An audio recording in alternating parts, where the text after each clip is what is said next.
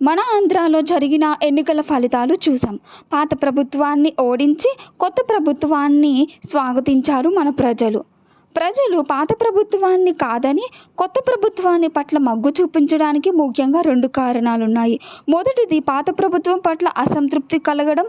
2 కొత్త ప్రభుత్వం ఇంకా అభివృద్ధి చేయగలదు అనే నమ్మకం. మరి ప్రజల యొక్క ఆ అసంతృప్తి కలగడానికి కొన్ని కారణాలున్నాయి. మొదటిది ప్రతిపక్ష నాయకుడైన చంద్రబాబు నాయుడు గారిని అసెంబ్లీలో తీవ్రంగా అవమానించడం, స్కిల్ డెవలప్మెంట్ స్కామ్ అనే పేరుతో సిఐడి ద్వారా అరెస్టు చేయించడం,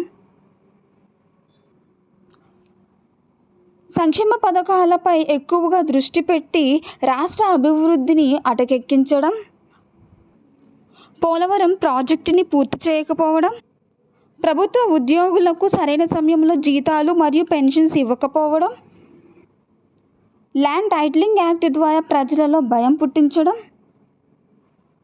మద్యం నిషేధం చేస్తానని హామీ ఇచ్చి నిషేధించకపోగా మత్తు పదార్థాలు, మాదక ద్రవ్యాలను అదేవిధంగా చీప్ లిక్కర్ని ప్రోత్సహించి చిన్నపిల్లల జీవితాలను పొట్టన పెట్టుకోవడం, 3 రాజధానులు అని చెప్పి కాలయాపన చేసి ఒక్కటి కూడా కట్టకుండా రాష్ట్రాన్ని అప్పుల్లో ముంచడం.